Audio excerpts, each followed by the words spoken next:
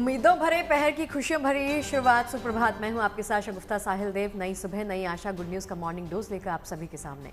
नमस्कार, मैं हूं आपके साथ पूजा पराशर। बिना रुके बिना थमे अगले 1 घंटे में गुड न्यूज की मैराथन दौड़ होगी, लेकिन सबसे पहले नजर आज की 5 उन खबरों पर जिनमें है इंडिया के लिए शुभ समाचार।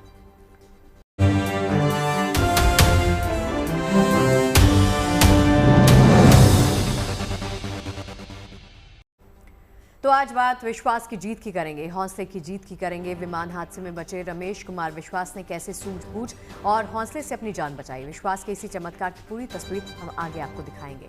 अहमदाबाद में एयर इंडिया का विमान टेक ऑफ करने के कुछ सेकंड बाद ही हादसे का शिकार हो गया, जिसमें किसी के लिए भी कुछ सोचने समझने का वक्त नहीं रहा। बस चंद सेकंड में चमत्कार हुआ और जिंदगी जीत गई। चंद सेकंड में जिंदगी जिंदाबाद का पूरा वाक्य तफसील से आपको बयां करेंगे।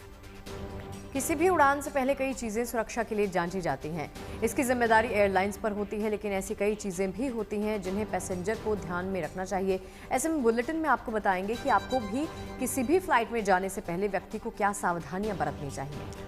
वहीं इसी के साथ शुभ समाचार में मिलेगी आपको मानसून से जुड़ी एक गुड न्यूज। बेतहाशा गर्मी झेल रहे दिल्ली एनसीआर के लोग मानसून का बेसब्री से इंतजार कर रहे हैं। ऐसे में उन्हें जल्द ही गर्मी से राहत मिलने वाली है। कब आ रहा है राजधानी में मानसून, विस्तार से करेंगे इस पर बात। साथ ही इस बुलेटिन में आपको लेकर चलेंगे एक बॉर्डर टूरिज्म के ठिकाने पर, जहां लोग आज़ादी के बाद पहली बार पहुंचे हैं। हिमाचल प्रदेश के किन्नौर का शिप किला अब पर्यटकों के लिए खोल दिया गया है। सेना और आईटीबीपी की मदद से इसे आवाजाही के लिए खोला है, जहां पर्यटक और स्थानीय लोगों का पहुंचना आसान हो गया है।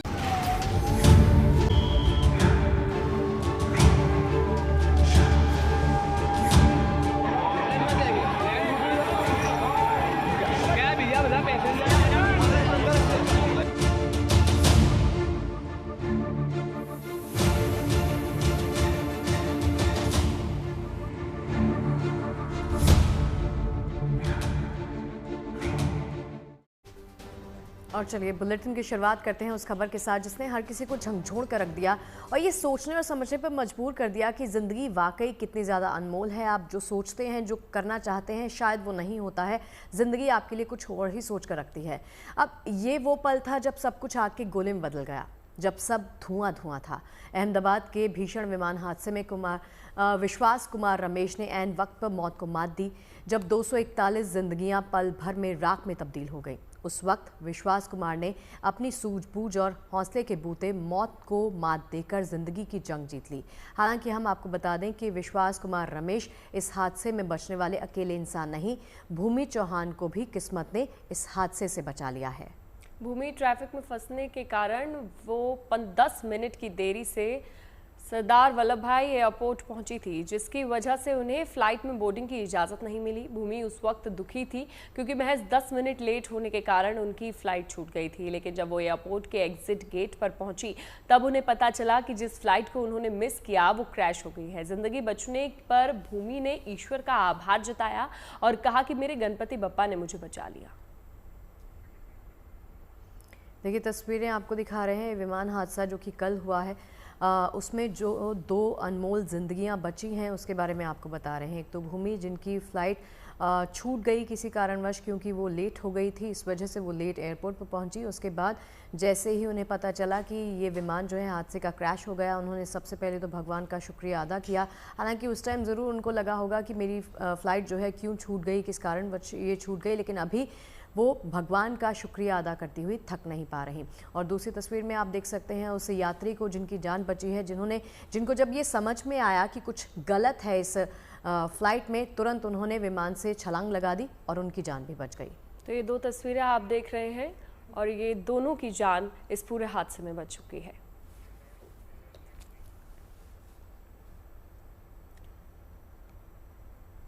तो लंदन जा रहा ये विमान अहमदाबाद एयरपोर्ट से उड़ान भरते ही क्रैश कर गया और इस विमान में 230 यात्री और 12 क्रू मेंबर्स थे। विमान के टकराते ही जिस तरह के आग के गोले उठे, जिस इमारत से विमान टकराया, उसकी हालत देखकर कोई यकीन ही नहीं कर सकता था कि इस हादसे में कोई जिंदा बच सकता है। लेकिन इस क्रैश से एक यात्री सही सलामत बाहर निकल आया।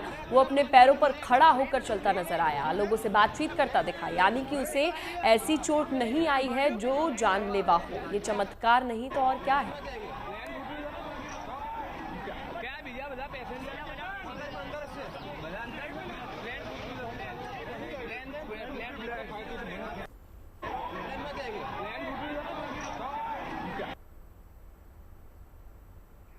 अब देखिए, रमेश का बोर्डिंग पास भी सामने आया है। यूसी की तस्वीर है आपके सामने, जिसमें उनका पूरा नाम और सीट नंबर लिखा हुआ है। विमान में विश्वास को सीट नंबर 11A मिली थी।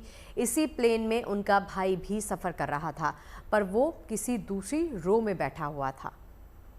तो ये उस यात्री के बोर्डिंग पास की तस्वीर आप देख रहे हैं इस वक्त, जिनकी जान बच गई है, जिन्होंने विमान से छलांग लगा दी थी। लेकिन उनका भाई भी उनके साथ में था, लेकिन वो किसी और सीट पर बैठा हुआ था।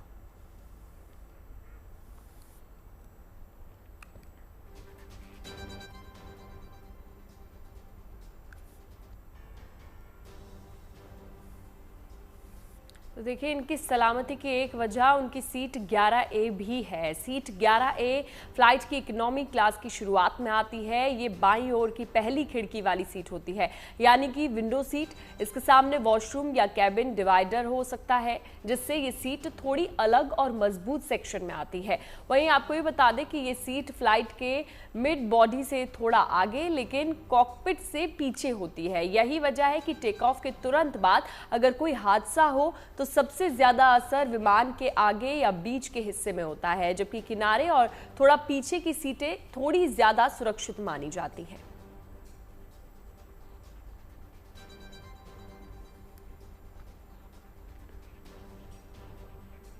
मौत महज चंद सेकंड्स के फासले पर खड़ी थी, लेकिन हादसे के वक्त विश्वास कुमार रमेश ने हौसला दिखाया। उन्हें किस्मत का भी साथ मिला। वो सीट नंबर 11A पर बैठे थे, जो हम आपको लगातार दिखा रहे हैं, जो इमरजेंसी डोर के पास मौजूद थी। प्लेन के धमाके के साथ गिरने से पहले रमेश ने एग्जिट डोर से कूदकर अपनी जान बचा ली।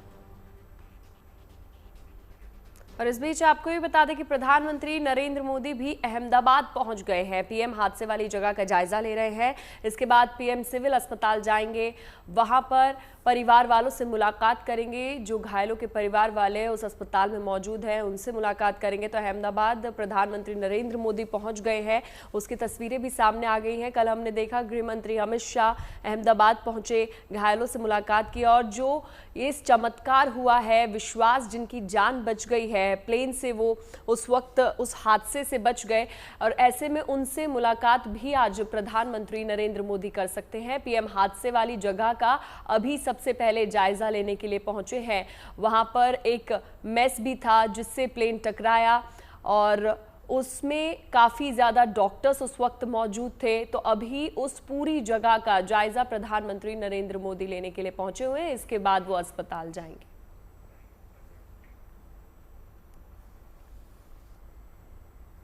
अहमदाबाद में जैसा विमान हादसा हुआ, उससे किसी के सुरक्षित बचने की उम्मीद नहीं थी, लेकिन आग के शोलों के बीच से जब एक यात्री निकलकर सामने आया तो सब देखते रह गए और सब हैरान हो गए। इसे चमत्कार के सिवा और कुछ मानने को तैयार नहीं हुए।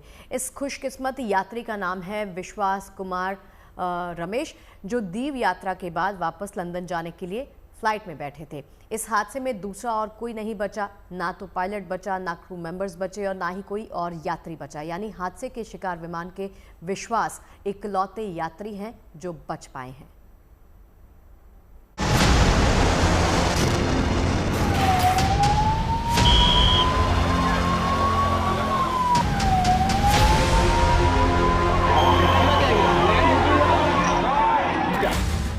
चमत्कार होते हैं और एक बार फिर चमत्कार हुआ है।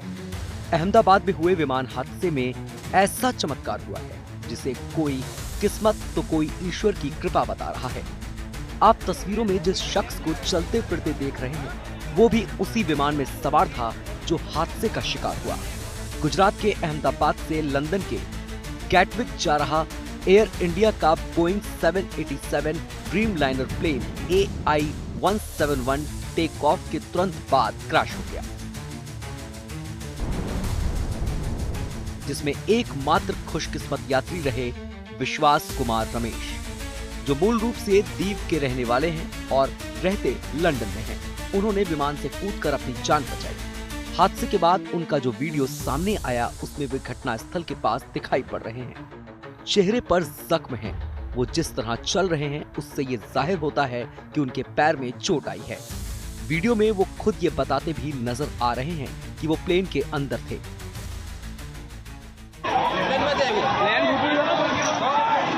क्या भैया बता पैसेंजर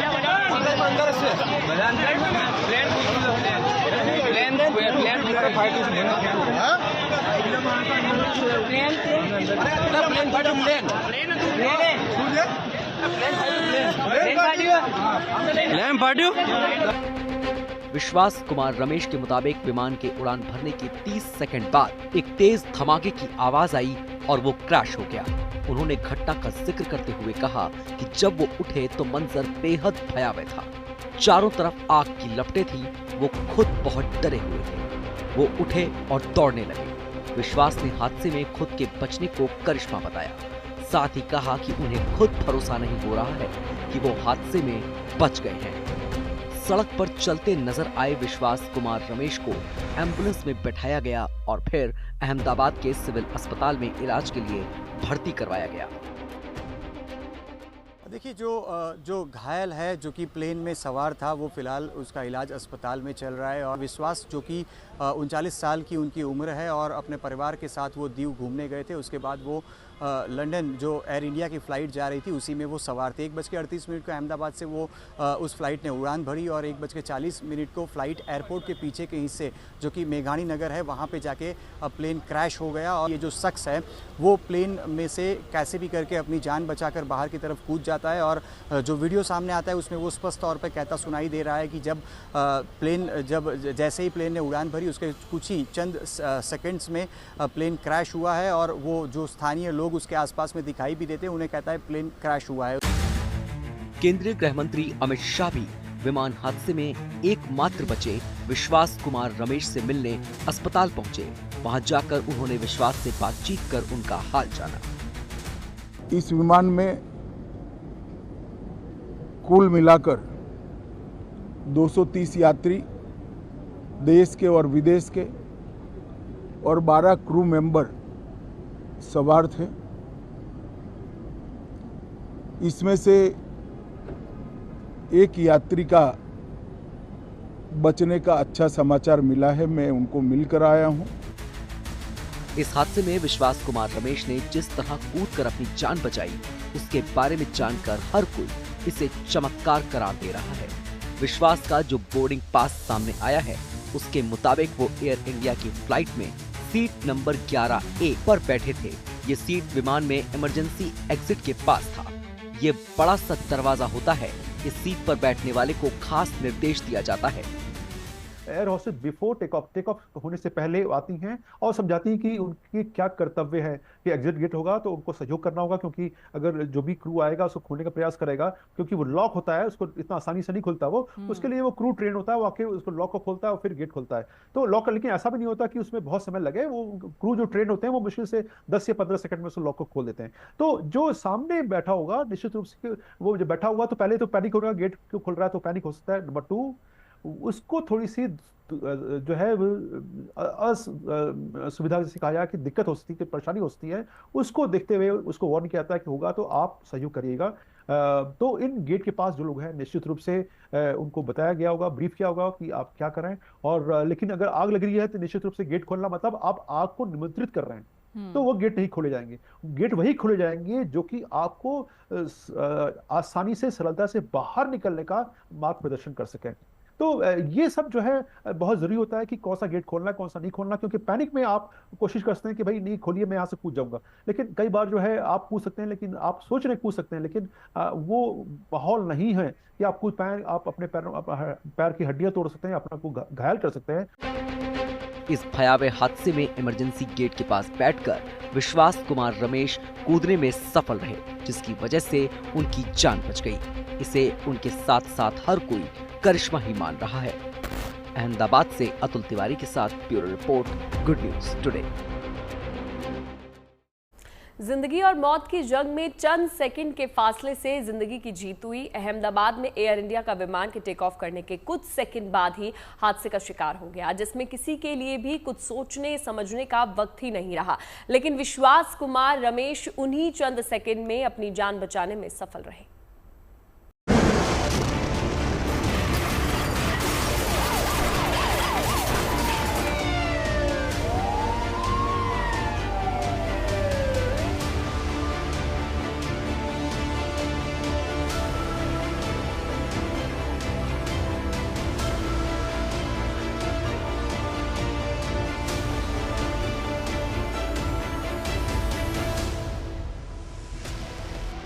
वो चंद सेकंड जब एक शख्स ने विमान से कूदकर बचाई जान। वो पल भर का वक्त जिसमें लिए गए फैसले के चलते भयानक हादसे के बाद भी जान महफूज रही। विश्वास कुमार रमेश एकमात्र वो यात्री हैं जिनकी जान अहमदाबाद में हुए भयानक विमान हादसे में बच गई। अहमदाबाद में गुरुवार दोपहर को हुए भयावह विमान हादसे ने पूरे देश को हिला कर रख दिया। ये हादसा जिस तरह हुआ वो बेहद हैरान करने वाला है। टेक ऑफ के महज 30 सेकंड में विमान के क्रैश होने की बात सामने आई है। यानी इतने कम समय में किसी के पास ये सोच पाने का मौका भी नहीं रहा होगा कि वो क्या करे। आग का गोला बन चुके विमान से किसी के बचने की उम्मीद शायद ही की जा सकती थी, लेकिन विश्वास कुमार रमेश एकमात्र ऐसे यात्री रहे जिनकी जान महफूज रही। जरा सोचिए कि महज कुछ सेकंडों में ही कैसे आखिर विश्वास ने विमान से कूदने का फैसला लिया होगा। जब हर कोई शून्य जैसी स्थिति में आ गया होगा तो विश्वास कुमार रमेश के दिमाग ने कितनी तेजी से काम किया होगा कि महज कुछ सेकंडों में ही उन्होंने फैसला लिया होगा। जाहिर है विकराल परिस्थिति में भी विश्वास ने हौसला बनाए रखा होगा और बुद्धिमत्ता का परिचय देते हुए छठ विमान से कूदना तय कर दिया होगा। आप विषम परिस्थितियों का सामना कर रहे हैं तो आप वो सब करते हैं जो कि असामान्य होता है। जो आप उन्होंने कभी सोचा भी नहीं होगा कि वो इमरजेंसी गेट को जो है खोल के और कूद पाएंगे, लेकिन सामान्य स्थिति में कोई भी जो यात्री है वो ऐसा सोचता भी नहीं होगा, क्योंकि उसमें बहुत सारे जो है जो फैक्टर आते हैं जो कि आपको रोकते हैं। लेकिन उन्होंने किया क्योंकि उनके सामने कोई और ऑप्शन था नहीं। तो जब ऐसे परिस्थिति में आदमी मरता क्या न करता वाली स्थिति में जब पहुंचता है तो निश्चित रूप से अपने को बचाने के लिए वो सब करता है जो कि एक आम आदमी कर सकता है। तो निश्चित रूप से उनका बचना, उनके हमारे बीच में होना बहुत बड़ी बात है। और दुर्घटनाएं हुई हैं, विमान दुर्घटनाएं कोई नया किस्सा नहीं है, हमेशा होती रहती है। विश्वास कुमार रमेश का बचना वाकई किसी चमत्कार से कम नहीं है, लेकिन जब हादसा महज कुछ सेकंड के अंदर ही हो गया तो जाहिर है यात्रियों के लिए कुछ सोचना समझना संभव नहीं रहा होगा। वैसी स्थिति में विश्वास के विमान से कूदने जैसा फैसला लेना हैरान करने वाला है। विमान से कूदने में वो चोटिल भी हुए, बावजूद इसके वो खुद चलते हुए न सिर्फ विमान हादसे के बारे में बताते नजर आए बल्कि एम्बुलेंस तक भी पहुंचे। एयर इंडिया की फ्लाइट AI-171 जो अहमदाबाद से लंदन के लिए उड़ान भर रही थी, टेक ऑफ के कुछ ही सेकंड बाद मेघानी नगर के रिहायशी इलाके में हादसे का शिकार हो गई। इस बोइंग 787 ड्रीमलाइनर विमान में क्रू समेत कुल 242 लोग सवार थे, जिसमें से विश्वास कुमार रमेश के अलावा कोई भी सुरक्षित नहीं बच पाया। निश्चित रूप से तो एक है, उनको तो हुआ होगा, उनकी जो मनोदशा होगी हम शायद उसका अनुमान नहीं कर सकते, क्योंकि आदमी जब देख रहा होता कि वो विषम परिस्थितियों के सामने है और वो असहाय है। सबसे दुख की बात होती है कि आदमी जो आप सोच के जो है वो एकदम से कंपन होता है कि अगर मैं होता वहां पर तो मैं इसको कैसे सामना करता। तो वो सोच के ही एक जो है जिटरी सी आती है, तो ये कंपन पैदा होता है पूरे शरीर में। तो ये उस प्रकार का हादसा, जो चीज सोचने पर इतना परेशान करती है, सोचिए आपकी आंखों सामने हो रही हो तो आप पर क्या गुजरेगी। तो निश्चित रूप से यात्रियों की ये अग्नि परीक्षा थी, क्योंकि सामने अग्नि थी और बगल में अग्नि थी, चारों तरफ अग्नि थी। तो ऐसे कंडीशन में यात्रियों का बचना बहुत ही जैसे ईश्वर कृपा ही कहा जाएगा।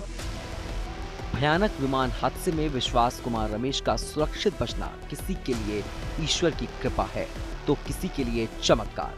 लेकिन विमान में इमरजेंसी गेट के पास बैठे विश्वास ने पल भर में फुर्ती नहीं दिखाई होती तो शायद ये मुमकिन नहीं होता। Bureau report, good news today.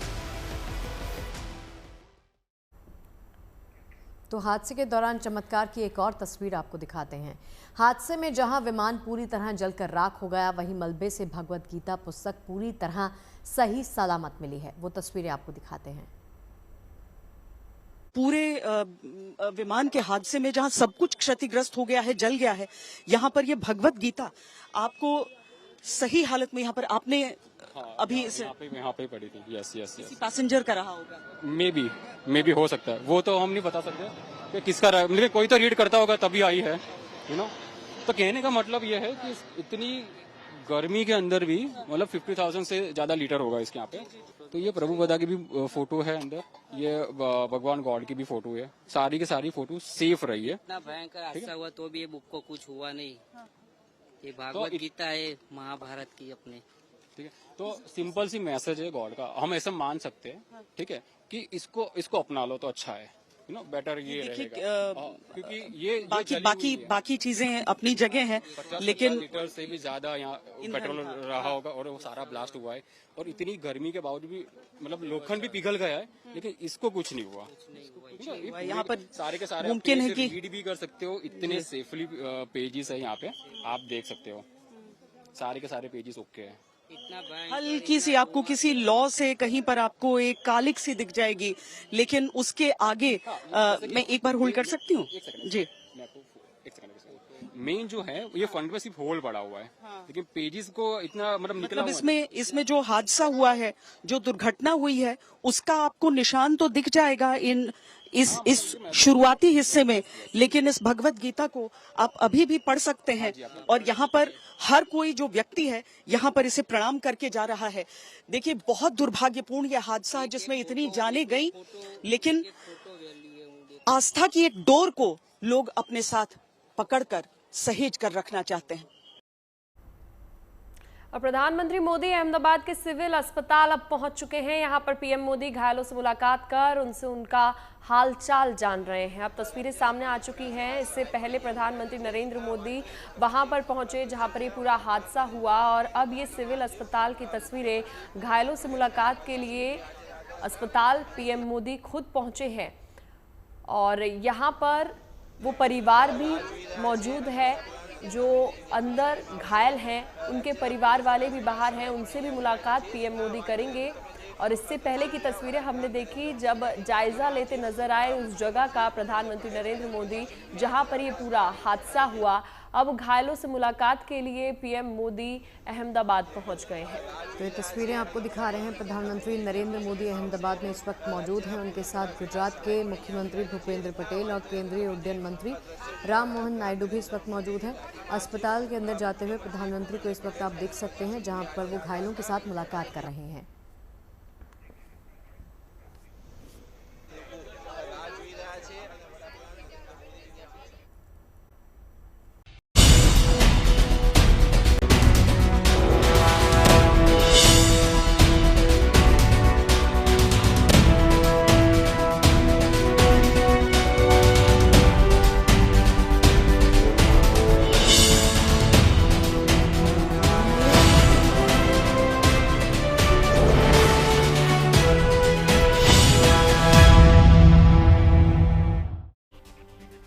Break के बाद एक बार फिर से आप सभी का स्वागत है। भीषण गर्मी से जूझ रहे दिल्ली वालों के लिए एक खुशखबरी है। दरअसल इस साल दिल्ली में मॉनसून 7 से 10 दिन पहले दस्तक देने वाला है। मौसम विभाग के मुताबिक मॉनसून ने दक्षिण भारत में लगभग 10 दिनों के ब्रेक के बाद फिर से रफ्तार पकड़ ली है। केरल, तमिलनाडु, कर्नाटक, कोंकण और महाराष्ट्र के कई क्षेत्रों में बुधवार से भारी से बहुत भारी बारिश हो रही है। मॉनसून अब इस फेज में रुकने वाला नहीं है और वो तेजी से आगे बढ़ रहा है। रफ्तार का अंदाजा इसी से लग सकता है कि मॉनसून देश के बाकी हिस्सों को भी जल्द ही कवर कर लेगा। अगले 7 दिनों के अंदर मॉनसून की दूसरी खेप पूर्वी भारत के हिस्सों जैसे पश्चिम बंगाल, ओडिशा, बिहार, झारखंड और पूर्वी उत्तर प्रदेश को भी कवर करेगी। इसके बाद 19 जून से 25 जून के बीच मॉनसून पश्चिमी उत्तर प्रदेश, दिल्ली, हरियाणा, पंजाब और उत्तर पश्चिम भारत के अन्य हिस्सों में भी प्रवेश करेगा। आमतौर पर दिल्ली में मॉनसून की बारिश 30 जून से शुरू होती है, लेकिन इस बार मौसम विभाग के अनुसार बारिश के शुरुआती संकेत अभी से मिलने लगे हैं, इसलिए मॉनसून की शुरुआत दिल्ली में पहले ही हो सकती है। दिल्ली वासियों को भी मॉनसून के इस जल्द आगमन का बेसब्री से इंतजार है ताकि उनको गर्मी की तपश से थोड़ी आराम मिल सके और राहत मिल सके। तो दिल्ली वाले एनसीआर वालों को खुश होने का मौका मिल गया है, क्योंकि दिल्ली में जल्द ही मॉनसून की दस्तक हो सकती है। दिल्ली में मॉनसून इस बार करीब हफ्ते पहले ही दस्तक दे सकता है। बेतहाशा गर्मी झेल रहे दिल्ली एनसीआर के लोग मॉनसून का बेसब्री से इंतजार कर रहे हैं। ऐसे में दिल्ली के साथ ही यूपी और मध्य प्रदेश में भी 19 तारीख के बाद मॉनसून दस्तक दे सकता है।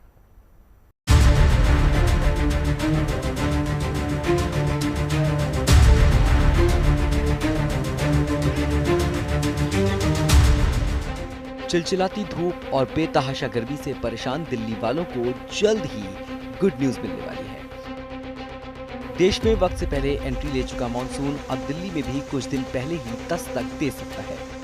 मौसम विभाग का अनुमान है कि दिल्ली में मॉनसून 7 से 10 दिन पहले ही आ सकता है। आमतौर पर दिल्ली में मॉनसून 27 से 29 जून तक आता है, लेकिन इस बार दिल्ली एनसीआर में 20 तारीख के बाद ही मॉनसून के बादलों की हलचल शुरू हो सकती है। तय तारीख से पहले ही भारत में एंट्री लेने के बाद कुछ दिनों तक मॉनसून की रफ्तार कुछ धीमी पड़ गई थी। इस वजह से दिल्ली, एनसीआर, मध्य प्रदेश, गुजरात और राजस्थान में रहने वाले लोगों को पिछले कुछ दिनों से तेज गर्मी झेलनी पड़ रही है। मौसम विभाग के मुताबिक मॉनसून 19 जून से 25 जून के बीच यूपी, हरियाणा और पंजाब समेत उत्तर पश्चिम भारत के अन्य हिस्सों में प्रवेश करेगा। यानी अब राहत भरे मौसम के लिए दिल्ली एनसीआर के लोगों का इंतजार जल्द खत्म होने वाला है। आने वाले दिनों में आसमान में मॉनसून के बादलों की आवाजाही लोगों के लिए राहत का पैगाम लेकर आएगी। Bureau report, good news today. रुक करते हैं वृंदावन का, जहां से श्री बांके बिहारी के भक्तों के लिए अच्छी खबर आई है। बांके बिहारी कॉरिडोर बनाने के लिए बांके बिहारी मंदिर के आसपास प्रशासन ने सर्वे का काम शुरू कर दिया है। करीब 5.5 एकड़ में बांके बिहारी का कॉरिडोर बनेगा। इससे यहां आने वाले श्रद्धालुओं को कई बेहतरीन सुविधाएं मिलेंगी। आसानी से बांके बिहारी के दर्शन होंगे। श्रद्धालुओं का ये सपना जल्द पूरा होने की पूरी उम्मीद है। खास बात यह है कि कॉरिडोर के लिए जिनके दुकान और घर लिए जाएंगे उनको प्रशासन फ्लैट और मुआवजा भी देगा।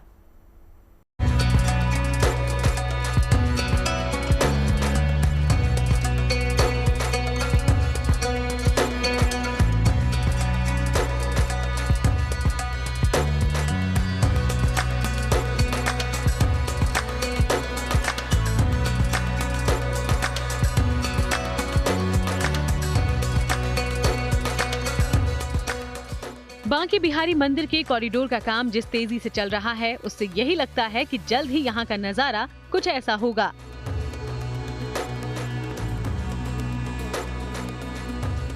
श्रद्धालुओं के लिए सब कुछ व्यवस्थित हो जाएगा, भीड़ से निजात मिलेगी, सुविधाओं में इजाफा होगा और बांके बिहारी के दर्शन सुगमता से हो सकेंगे। करोड़ों भक्तों की हसरत जल्द ही पूरी होने वाली है। सुप्रीम कोर्ट से हरी झंडी मिलने के बाद कॉरिडोर के काम में तेजी आई। वृंदावन में बांके बिहारी मंदिर के आसपास की ये तस्वीरें इसकी तस्दीक कर रही हैं। जिला प्रशासन द्वारा गठित टीम मंदिर के आसपास सर्वे का काम कर रही है।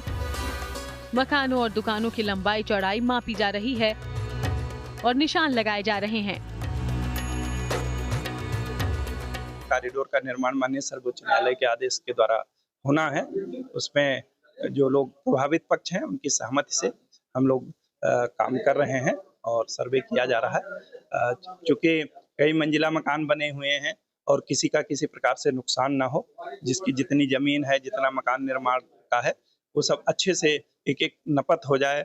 जो मालिकाना हक है वो स्पष्ट हो जाए, जो किराएदार हैं वो स्पष्ट हो जाएं, या अन्य लोग जो वहाँ कई सालों से रह रहे हैं उनके भी बारे में पूरा स्पष्टीकरण हो जाए। ये कार्य जो पक्ष हैं उनकी सहमति से किया जा रहा है। हाँ जी, हमारी दुकान है, ये दोनों दुकान हमारी हैं। तो ये किधर पड़ती है दुकान? ये जंगल गट्टी में आती, बिहाड़ी जी सामने। अभी कुछ लोग आए थे और उन्होंने कुछ सर्वे किया था। हाँ, मथुरा की टीम आई थी सर्वे करने के लिए, सर्वे करवा दिया, अंदर से ऊपर से सब सर्वे करवा दिया। तो क्या कहा टीम ने, आपसे क्या क्या पूछा? अगर टीम ने कहा दुकानें कॉरिडोर में जाती हैं तो सरकार ज़्यादा से ज़्यादा मुआवजा दे तो हम बच्चों का पालन पोषण हो सके, दुकानें वाली दुकान दे दे। कॉरिडोर निर्माण की दिशा में जिला प्रशासन तेजी से आगे बढ़ रहा है। अच्छी बात है कि एक तरफ प्रस्तावित कॉरिडोर के लिए करीब 5.5 एकड़ जमीन का सत्यापन किया जा रहा है, वहीं दूसरी तरफ इससे प्रभावित परिवारों को बसाने की योजना भी तैयार की गई है। बांके बिहारी मंदिर के करीब जो दुकानें और मकान कॉरिडोर के दायरे में हैं, वो लोग मुआवजे और विस्थापन को लेकर चिंता में हैं। करीब 275 मकान और दुकान कॉरिडोर की जद में हैं, जिनका अधिग्रहण किया जाएगा। सरकार ऐसे प्रभावित परिवारों को उचित मुआवजा देगी। कॉरिडोर बनेगा, उसमें लोग विस्थापित होंगे और जो इतने 275 परिवार के आसपास लोग हैं उसमें लोगों के घर भी हैं, लोगों की दुकानें हैं, वहाँ लोग अपना व्यवसाय भी करते हैं। वो लोग निश्चित रूप से प्रभावित हो रहे हैं। अब ये सरकार का दायित्व है कि जो प्रभावित परिवार है उसके रोजगार की समुचित व्यवस्था करे, उनको व्यवस्थित विस्थापित किया जाए, तो जो उनके मकान का, उनके दुकान का अधिक से अधिक मूल्य है, जो अधिक से अधिक मुआवजा है, वो दिया जाए। इसके इस दिशा में सरकार पूरी तरीके से तैयार है, हम लोग पूरी तरीके से तैयार हैं। उनको उनकी अपेक्षा से ज्यादा मुआवजा दिया जाएगा। किसी भी व्यक्ति की जिसकी दुकान डिस्टर्ब हो रही है उसको अनिवार्य रूप से जो कॉरिडोर में दुकान बन रही है उसे बहुत ही नॉमिनल उस पे, और ये मान लीजिए उपहार स्वरूप एक दुकान भी दी जाएगी। जिला प्रशासन के मुताबिक सरकार ने बांके बिहारी कॉरिडोर परियोजना से प्रभावित परिवारों को मथुरा वृंदावन क्षेत्र के रुक्मणी विहार और सुनरक बांगर इलाकों में बसाने का फैसला कर चुकी है। प्रभावित परिवारों को उनकी जरूरत के मुताबिक फ्लैट उपलब्ध कराए जाएंगे। सुप्रीम कोर्ट के निर्देश के मुताबिक योगी सरकार बांके बिहारी मंदिर कॉरिडोर परियोजना को लेकर प्रतिबद्ध है। मंदिर परिसर में श्रद्धालुओं की भारी भीड़ और भगदड़ की आशंकाओं को देखते हुए कॉरिडोर की योजना तैयार की गई है। ब्रिज शैली की वास्तुकला में बन रहा बांके बिहारी कॉरिडोर करीब 5.5 एकड़ में फैला होगा। इसमें 4 मंजिला यात्री सुविधा केंद्र होगा। कॉरिडोर में श्रद्धालुओं के लिए आधुनिक सुविधाएं सुनिश्चित होंगी, जिनमें शुद्ध पेयजल, स्वच्छ शौचालय, विश्राम स्थल, चिकित्सा केंद्र और लॉकर जैसे इंतजाम शामिल हैं। यहाँ प्रतीक्षा केंद्र, दुकानों और फूड कोर्ट की भी व्यवस्था होगी। बांके बिहारी कॉरिडोर में श्रद्धालुओं की सुरक्षा का पूरा ख्याल रखा जाएगा। यात्री सुरक्षा के लिए ही hi tech security access control, CCTV integrated control room और आपातकालीन निकास सुविधाएं विकसित होंगी। एक साथ करीब 10,000 श्रद्धालु दर्शन करेंगे। उसी हिसाब से मंदिर परिसर का विस्तार होगा। इससे बिना किसी रुकावट या तकलीफ के श्रद्धालु अपने आराध्य श्री बांके बिहारी का दर्शन कर सकेंगे। सरकार का दावा है कि कॉरिडोर से भक्तों को न केवल बेहतर अनुभव मिलेगा, बल्कि श्रद्धा और संरचना का अनूठा संगम भी दिखेगा। अनुमान है कि इस कॉरिडोर से पर्यटन में 4 गुना बढ़ोतरी होगी और स्थानीय व्यापार को गति मिलेगी। कॉरिडोर पर करीब 3,000 करोड़ रुपए खर्च किए जाएंगे। इसमें सबसे ज्यादा जोर 1,800 करोड़ की लागत से N44 को यमुना एक्सप्रेसवे से जोड़ने का है। इसके लिए 6 लेन वृंदावन बाईपास विकसित किया जाएगा। इस धार्मिक परियोजना का ब्लूप्रिंट एक वीडियो के जरिए सामने आ चुका है। शेयर किए गए वीडियो में बांके बिहारी कॉरिडोर की सुविधाओं के बारे में बताया गया है, जिसमें भीड़ प्रबंधन और तीर्थ यात्री सुविधाओं के लिए 6 लेन का नया बाईपास बनेगा, जो मथुरा के बाहर से आने वाले श्रद्धालुओं को पार्किंग क्षेत्र से पैदल या इलेक्ट्रिक वाहनों के माध्यम से एलिवेटेड रोड और सिग्नेचर ब्रिज के जरिए सीधे बांके बिहारी कॉरिडोर तक पहुँचा देगा।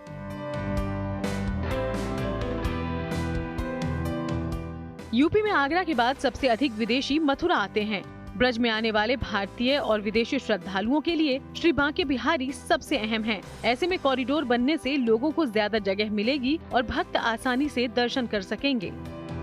पिछले कुछ सालों में वृंदावन में श्रद्धालुओं की तादाद में बेतहाशा बढ़ोतरी हुई है। सामान्य दिनों में रोजाना करीब 30 से 60 हजार की संख्या में पहुंचने वाले श्रद्धालु से जुड़ा ये आंकड़ा त्योहार के मौके पर 5 लाख के पार पहुंच जाता है।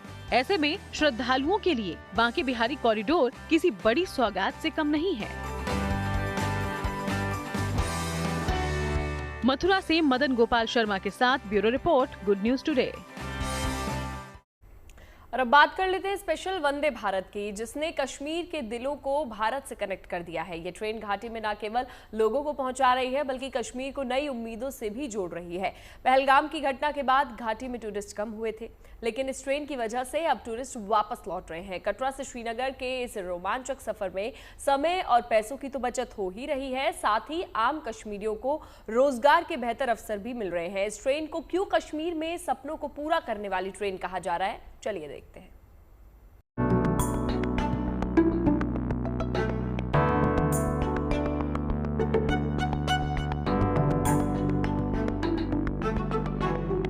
कटरा टू श्रीनगर वंदे भारत ट्रेन जम्मू कश्मीर को देखने, जानने और समझने का एक बेहतर और आरामदायक जरिया बन गया है, जहां रोजाना बड़ी संख्या में सैलानी और आम जनता वंदे भारत के जरिए कटरा से श्रीनगर का सफर पूरा कर रहे हैं।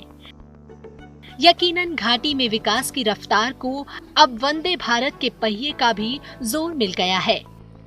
लोग देखते हैं कि हमारा टाइम बचेगा और ये एक बहुत ही उसका एक सोल्यूशन है जिसमें आप इसका कंट्रीब्यूशन यूज़ कर सकते हैं।